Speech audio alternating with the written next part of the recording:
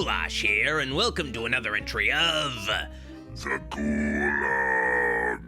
Yeah, it's been a while since we last met. My creator, Dr. Wolfula, put me in a coma after hitting me in the head with his entire baseball bat collection. One of the bats is signed by Mickey Mantle. It was kind of an honor to have my skull cracked open with it, but anyway, after waking up from my coma and spending a year teaching myself how to walk and feel pain again, I'm back with a new RiffView of the third live-action Addams Family movie, Addams Family Reunion, released in 1998, which you have probably never seen or even heard of before, and for good reason. The second film, Addams Family Values, did well at the box office in 1993, but not as well as the first film, and with Raul Julia's tragic death the following year, any hope of a proper third film was dashed, which opened up the door for a cheap cash grab. The horror!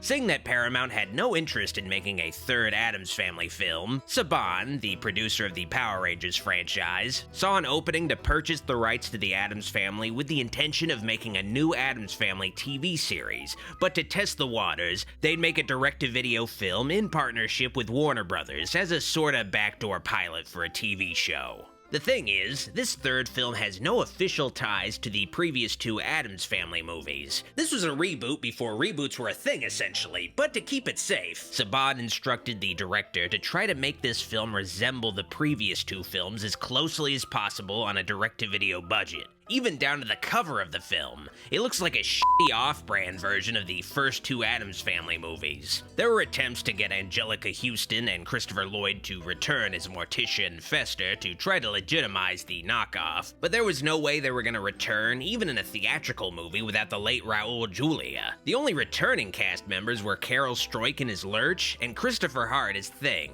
Oh, thank God, they were able to get the guy who played the Hand to return. Veteran character actor Tim Curry played Gomez for the third film, which is the movie's only good casting decision. We all know what a proud honor it is for us to carry the Addams family name. Opposite Curry, Morticia was portrayed by Daryl Hannah, playing against type, looking like Mugatu's henchwoman from Zoolander, and she just doesn't really have any chemistry with Tim Curry. Gomez, my love, you mustn't torture yourself like this. This sorrow is so much more than I can bear. The rest of the key members of the Addams Family are played by relative unknowns, but Pugsley is played by Jerry Messing, who is famous for being that fedora guy meme. I am not kidding. The kid playing Pugsley in this movie is the same guy from those Milady memes. Hey, who took my banana slug?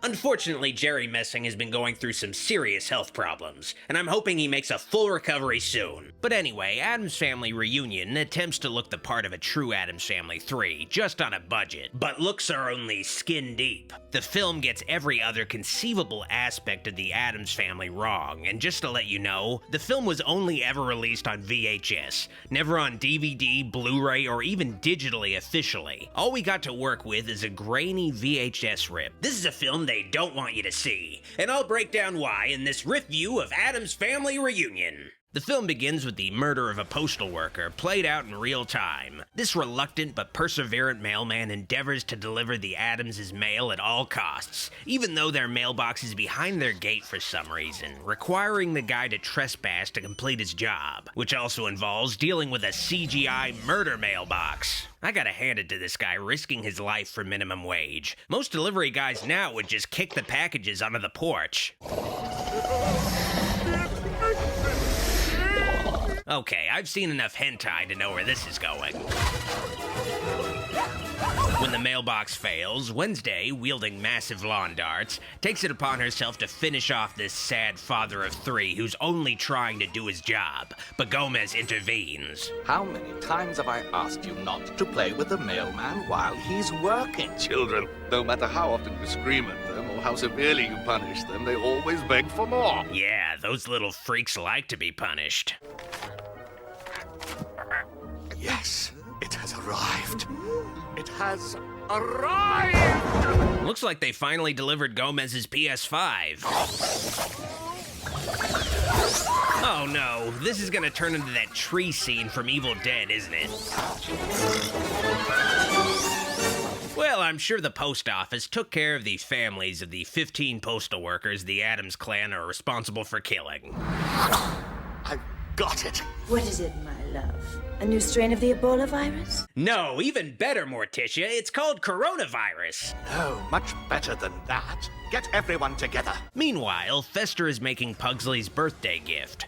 A little puppy named Butcher, who on command turns into a crude CGI attack dog trained to, I can only guess, maul Drew Barrymore to death. Just to make sure he always goes for the head first, I feed him nothing but a strict diet of human hair. Where is Fester getting the human hair? A family meeting? I sure hope this is important. Anyway, Fester's brother Gomez unveils to his family what arrived in the mail. The Book of Addams, published by Family Tree Publications. Essentially the Addams Family version of 23andMe, which reveals the family's mysterious history, along with the offer to set up a reunion with the family's long-lost relatives. Family Tree Publications can put you in touch with long-lost relatives. For a low, one-time introductory price of $5,000. $5,000? You could rent a 100-square-foot apartment in San Francisco for that. I bet that somewhere out there lies another complete branch of the Addams family just waiting to be exhumed. Now that the terrible main plot has been seeded, it's time for the terrible subplot to kick into gear. Gomez and Fester's grandparents, Mortimer and Delilah, arrive, played by the late Kevin McCarthy and Estelle Harris, respectively. What a wonderful surprise. When Fester and I heard you were coming, we almost died of shock. And despite some resentment from Morticia and Wednesday, I hate dolls. Just smile and be thankful. They won't be around much longer. the visit goes well as the family eats their nasty-ass food, but Mortimer's interest in sports puts everyone off. Anyone here catch the score of today's Yankee game? He should know they're Mets fans. More alarmingly, Mortimer and Delilah engage in other normal activities like, cooking and actually maintaining their lawn instead of being the neighborhood slobs. Something is terribly, terribly wrong. Fester investigates the cause of his grandparents' suddenly normal behavior, revealed to be caused by Walzheimer's disease. Walzheimer's, a rare tendency towards ordinary behavior and ballroom dancing. And there's no known cure! It could be worse, Fester. Your grandparents could actually have Alzheimer's. You know, the worst disease? Is there nothing to ease the unspeakable sadness that fills my heart? Oh, good.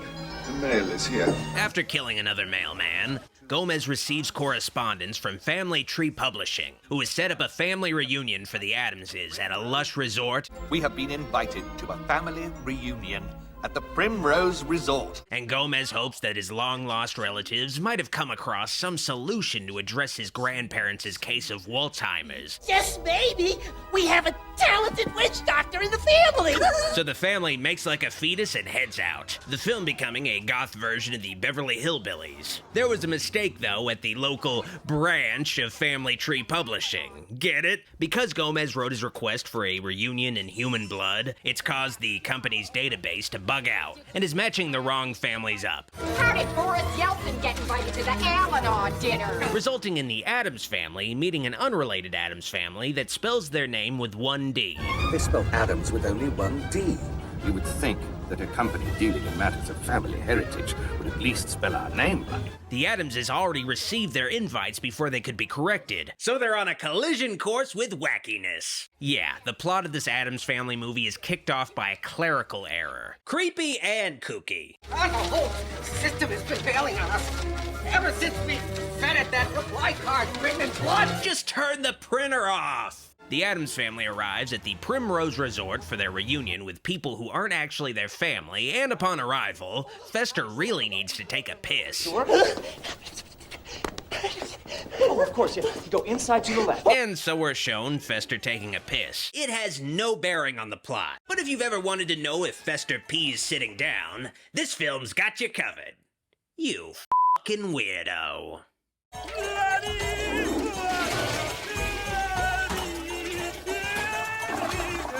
The Addams family meets Dolores, the matriarch of the other Addams clan. I'm Dolores, and I've just been dying to meet you. Dolores. What a beautiful name. In Latin, it means pain and sorrow.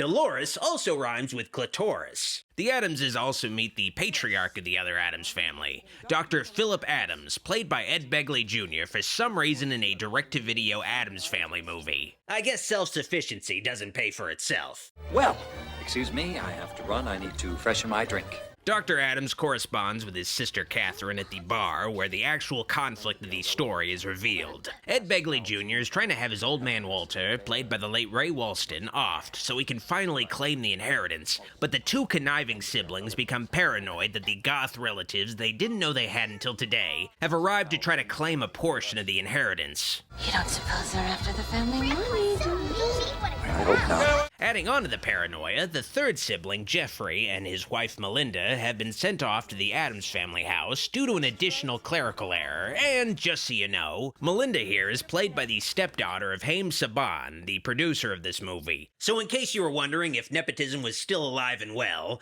don't worry, it still is. This invitation looks like a computer printout.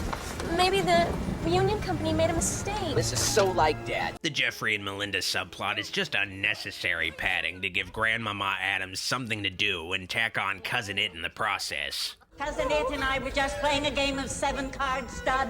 You're welcome to join us. This would make for the most boring version of the Rocky Horror Picture Show. The frightened couple arrives to a mansion in the rain, but Tim Curry has already left, and it's just an old lady playing cards with a talking weave.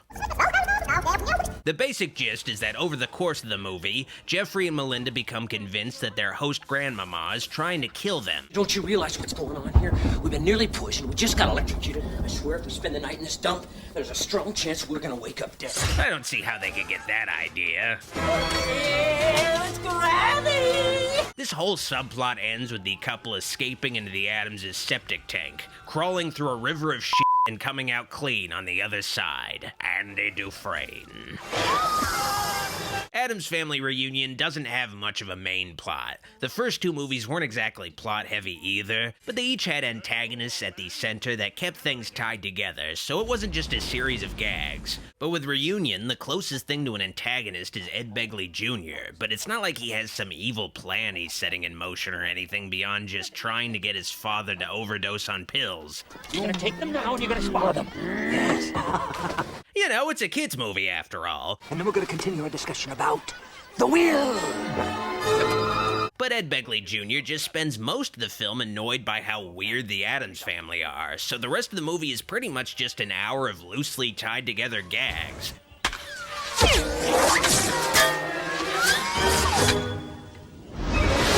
But I'll try my best to run through what little plot there is in the flick. Dad says that Wednesday inherited his athletic genes, but I inherited his spastic colon.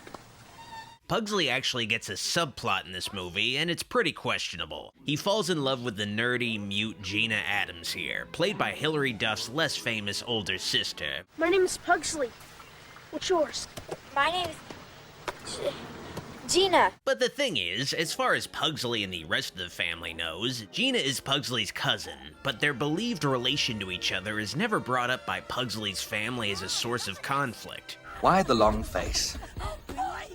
Might this have something to do with a certain young lady named Gina? This leads me to believe that Pugsley's and Gina's romance isn't considered weird because the Addams family engages in incest. It's fucked up, I know, but it unfortunately makes sense if you think about it. Originally, Fester was Morticia's uncle in the show, but later it was retconned that Fester is Gomez's brother in the films. But what if that wasn't actually a retcon? What if Fester is still both Gomez's brother and Morticia's uncle? That would probably make Gomez Morticia's uncle too, wouldn't it? Terrible, but it gets worse. Grandmama was also originally Morticia's mother in the cartoon strips, but goes back and forth from being Gomez's mother in the show back to being Morticia's mother in the films, and then back again to being Gomez's mother in the recent animated movies. Grandmama's parentage of Gomez and Morticia is consistently retconned throughout the franchise, which leads me to believe that that isn't a retcon at all at this point either. Grandmama is quite possibly both Gomez's and Morticia's mother. Yes, I'm sorry to say this, but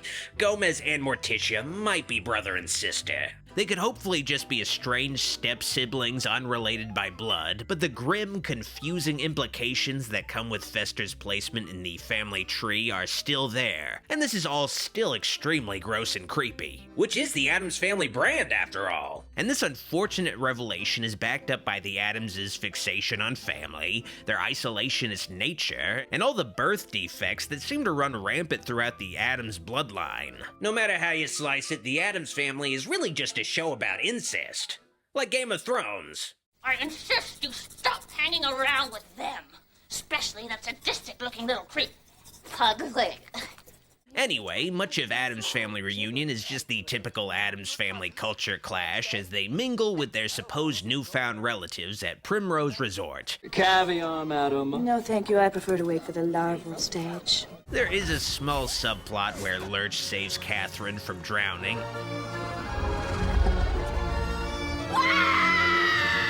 And also falls in love because we need to know Lurch gets horny too. And there's another plot thread where Fester needs to feed his dog, so he goes around stealing little girl hair to feed to his dog. Oh dear God, no. The closest thing to an actual plot is Gomez trying to get Ed Begley Jr. to cure his Alzheimer's afflicted grandparents. Our shuffleboard court is clear. I'm having such a swell time. But the doc tries to flake out on his fake cousin Gomez. Excuse me. So Gomez attempts to win the doctor's favor in a dart game wager of $10,000 because that's the unfortunate state of healthcare in this country. 10,000 of my money against your medical specialty services? Gomez effortlessly wins the bet while destroying an antique dartboard in the process. Et voilà. But Ed Begley Jr. demands a rematch in a ping pong game. I'd like to introduce you to your new physician. Whoa, whoa, whoa. How about ping pong? Double or nothing. But since Gomez is a Mary Sue, he dominates at that game as well. Another skunk game. But Dr. Addams is a proud man who also doesn't like to have to do his job, so he insists they play tennis, the larger scale version of the game he just lost. How about tennis? Triple or nothing. And I think you know what happens. It's just two men playing tennis with very little about it that has that Addams Family quirkiness. There are no real stakes to make it interesting. Gomez is unbeatable, and his goal is just to hopefully cure his grandparents of being normal. Who gives a shit about any of this? It also sucks because this movie is one of Tim Curry's last substantial roles in a live-action film. The next decade after Addams Family Reunion saw Curry mostly just playing small supporting roles before his unfortunate current condition forced his retirement. So in retrospect, it would have been nice to see Tim Curry play Gomez in a, good Addams Family movie.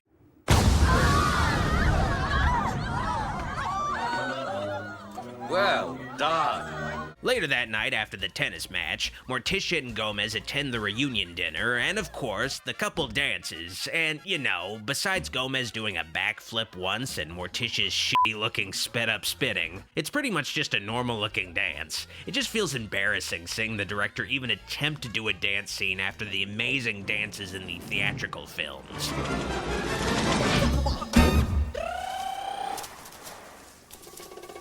After Fester steals Walter's hair, leaving the old man with a mohawk, Walter decides to get messy and call out his own children.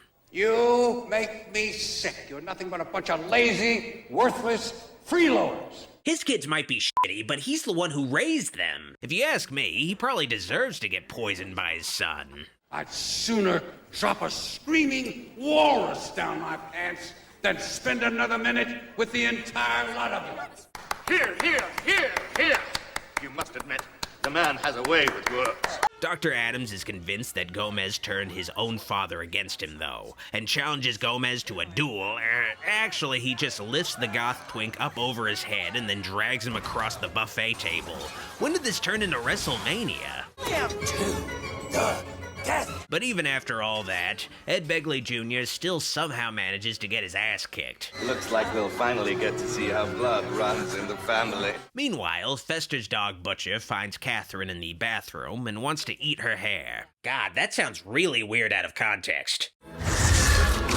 So, did they just use an N64 to make the effects in this movie? Despite Ed Begley Jr. being the one who tried to murder Gomez in the first place, the police will arrest anybody wearing black on sight. Luckily, Morticia is into bondage. Tighter, please. Unfortunately, in addition to the Addams parents' arrests, Wednesday and Pugsley are put into foster care, Fester is sentenced to the electric chair, and Thing is captured by a dog catcher, played regrettably by Clint Howard. So if you think about it, this is the happiest ending this movie could possibly have. But it gets ruined when Morticia and Gomez are freed by Walter Addams. You think I just sit around and let that stupid family of mine get away with what they've done to you? Here are the keys to your rig. And the parents proceed to very quickly swap Fester with Ed Begley Jr. in the electric chair, retrieve Thing from the animal shelter that's literally next door, and finally retrieve their kids from foster care right when the children were having fun. Dad! It's an extremely rushed and unearned ending. Oh, but to distract us from how anticlimactic this shit ending is, right as the Addams family returns home, Melinda and Geoffrey escape in the abandoned mail truck, which is in actuality obviously just a Jeep painted to look like a mail truck because the film didn't have the budget to get a real mail truck. And the couple crashes into the offices of Family Tree Publishing, who were responsible for this whole mess in the first place. But not really, it was because of that jackass Gomez mailing his reply card in human blood. Who does that? Adding to the anticlimax parade, the Addams family just gives up on curing their grandparents with Alzheimer's, and instead leaves them behind with that other Addams family. Pains me so that we had to put them in a home. That's the Addams family motto in this movie. Just give up. It's whatever. Oh yeah, Butcher makes one last shitty CGI transformation and murders Cousin It. It's here where you can really see Tim Curry's regret starring in this movie. In the final scene, the family celebrates the 4th of July with some fireworks, but the biggest firework is saved for last. It's revealed that Pugsley left a nuclear warhead behind at the home of that other Addams family, which explodes. Yeah, this movie ends with the Addams family detonating a WMD, killing countless people in the process. All is fair in love and warheads. As if that isn't enough of a bummer, the credits music is a lame doo-wop cover of the Addams Family theme song. Oh, the Addams Family coming at you now. Kill me now, please. Why, only yesterday it seemed like summer had just begun. Now I feel the swift approach of nuclear winter. Addams Family Reunion is a terrible movie, as transparent a cheap cash grab as you can get. The film attempts to emulate the TV series and the previous films while only trying to appeal to kids. It has none of the dark satire that appeals to adult fans of the Addams Family. It's a cheap Addams Family knockoff without any teeth, but it also has a plot that makes no sense and goes nowhere until rushing along to a hollow ending. Saban did end up making an Addams Family show after Reunion as planned, but it seems like nearly everyone involved with Addams Family Reunion chose not to return out of shame, because the only returning cast member for the show was Nicole Fugere as Wednesday. Too young to know any better. Two of history's most frightening and intimidating creatures. Siskel and Ebert.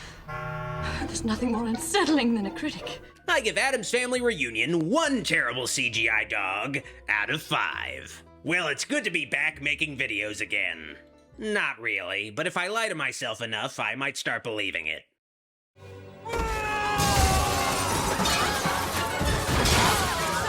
This video is made possible through the pledges of Dr. Wolfila's Patreon supporters, and I'd like to give a very special thanks to the kind folks pledged to Doc's Shoutout tier. All the support on Patreon means a lot to me, and it helps my master's dark influence continue to grow. If you liked this video, like it, and if you loved it, click the subscribe and bell buttons for more videos. Be sure to also keep in touch by following me on social media at Instagram and Twitter at The Ghoulog. While I still have your attention, consider pledging to my master Dr. Wolfila's Patreon to support the channel and get bonus content like previews, VIP Discord server access, private movie night streams, and credits in videos. Consider pledging at patreon.com/Dr. Wolfila. Also, check out official Ghoulash t-shirts and other merch on tpublic.com/user/Dr. Wolfila. Thanks for watching, see you all next time. You f***ing weirdos.